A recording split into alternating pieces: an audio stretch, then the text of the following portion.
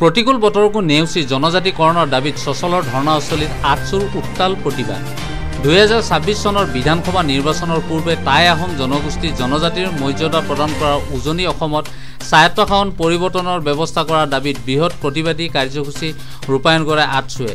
নিশ্চয়কৈ এইটো আপোনালোকে নিশ্চয় জানে যে নৰেন্দ্ৰ মোদী চৰকাৰ তৃতীয়বাৰৰ বাবে কেন্দ্ৰত শাসনলৈ আহিছে।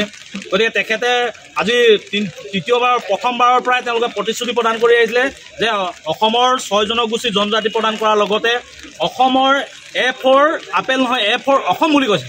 কিন্তু তেখেতলোকে গাদীলৈ অহাৰ লগে লগে অসমৰ পৰা যিটো মানে অসমৰ আমাৰ 6 জনগোষ্ঠী জনজাতিকৰণৰ লগতে অসমৰ কাৰণে যিবিলাক সুবিধা আছিলে সেই সুবিধাবিলাক কৰ্তন কৰিছে। কৰ্তন কৰাৰ পাছতো তেওঁলোকে প্ৰতিশ্ৰুতি প্ৰতিবাৰে তেওঁলোকে নিৰ্বাচনত প্ৰদান কৰি আহিছে, কিন্তু তাৰ পৰিৱৰ্তে তেওঁলোকে আমাক সদায় প্ৰতাৰণা কৰি আহিছে। গতিকে তাৰ প্ৰতিবাদ আমি কৰিছোঁ, অনাগত দিনতো প্ৰতিবাদ কৰি দিম। আমাৰ ছেপ্টেম্বৰ মাহত আমি দিল্লীত কাৰ্যসূচী গ্ৰহণ কৰিছোঁ। ইয়াৰ পিছতো যদি চৰকাৰে আমাৰ দাবী পূৰণ নকৰে তেতিয়াহ'লে অনাগত 26 চনত আমি সম্পূৰ্ণ এতিয়া লোকসভাত যেনেধৰণে তাৰ প্ৰত্যুত্তৰ পালে 26ত সম্পূৰ্ণ প্ৰত্যুত্তৰ পাব।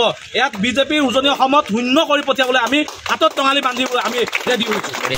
সদৌ অসম টাই আহোম ছাত্ৰ সন্থাৰ উদ্যোগত সচলৰ ধৰ্ণাস্থলী টাই আহোম জনগোষ্ঠীৰ শীঘ্ৰে জনজাতিকৰণৰ দাবীত প্ৰতিবাদী কাৰ্যসূচী ৰূপায়ণ কৰে। বিজেপিৰ নিৰ্বাচনী ইস্তিহাৰত আঠচুসকলৰ বাবে জনজাতিকৰণৰ মৰ্যাদা প্ৰদান কৰা হ'ব বুলি উল্লেখ থকাৰ পিছতো আজি পৰ্যন্ত কেন্দ্ৰীয় চৰকাৰে প্ৰায় 55 লাখ আহোম জনগোষ্ঠীক জনজাতিকৰণৰ ক্ষেত্ৰত বিশেষ তৎপৰতা গ্ৰহণ নকৰাৰ আক্ষেপ প্ৰকাশ কৰে প্ৰতিবাদীসকলে। প্ৰতিবাদ হৈছে মিছা কথা কোৱাৰ প্ৰতিবাদ, যে আহোম জনগোষ্ঠীক মানে বঞ্চিত কৰিছে তাৰ বিৰুদ্ধে প্ৰতিবাদ হৈছে। আজি সচলৰ সদৌ টাই আহোম সন্থাৰ কেন্দ্ৰীয় সমিতিৰ নেতৃত্বত প্ৰতিবাদী কাৰ্যসূচী হৈছে যে প্ৰতিখন চৰকাৰে আহি কৈছে অসমৰ 6 জনগোষ্ঠীক জনজাতিকৰণৰ মৰ্যাদা প্ৰদান কৰিব, কিন্তু চৰকাৰে আজি পৰ্যন্ত জনজাতিকৰণৰ মৰ্যাদা প্ৰদান কৰা নাই। ৰাজ্যসভাত বিলখন উঠাৰ পিছত কি হ'ল, মুখ্যমন্ত্ৰী আমাক কয় সেই কথাটো নকয়। মন্ত্ৰীগৰাকী তেওঁ নিজে অধ্যক্ষ আছিল, কথাবিলাক আমাক নকয়। তেওঁ খালি এটা কথাই কয় যে 6 জনগোষ্ঠীক যদি জনজাতিকৰণৰ মৰ্যাদা প্ৰদান কৰা হয় তেতিয়াহ'লে অসমত ভাতৃঘাতী সংঘৰ্ষৰ সৃষ্টি হ'ব। তুমি অসমৰ ৰজা, গণতান্ত্ৰিক দেশৰ তুমি মুৰব্বী, যে তুমি অসমৰ জাতি বৰ্ণ ধৰ্ম নিৰ্বিশেষে সকলোকে লগত লৈ চলাৰ তুমি শপত লৈছা, আৰু তুমিয়ে কোৱা যে অসমৰ ভাতৃঘাতী সংঘৰ্ষৰ সৃষ্টি হ'ব। গতিকে ইয়াৰ পৰা আমাৰ এটা কথা অনুমান হয় যে এইখন চৰকাৰে অসমৰ আহোমকে ধৰি 6 জনগোষ্ঠী জনজাতিকৰণৰ মৰ্যাদা তেওঁলোকৰ কোনো সদিচ্ছা নাই, কেৱল মাত্ৰ ৰাজনৈতিক লাভালাভৰ স্বাৰ্থত এই কথাবিলাক কৈ থাকে। সেইকাৰণে লোকসভাৰ ইলেকশ্যনত তাৰ প্ৰত্যুত্তৰ উজনি অসমত এইখন চৰকাৰৰ দলে পাইছে। অনাগত 26ৰ ইলেকশ্যন আছে, ইলেকশ্যনৰ আগে আগে যদি 6 জনগোষ্ঠী ৰাজ্যক জনজাতিকৰণৰ মৰ্যাদা প্ৰদান নকৰে আৰু উজনি অসমক যদি স্বায়ত্তশাসন ঘোষণা নকৰে তেতিয়াহ'লে যে 26ত যে এইখন চৰকাৰ উপস্থিত তাৰ এটা দৃঢ় প্ৰতিজ্ঞা আমি সংকল্প লৈছোঁ।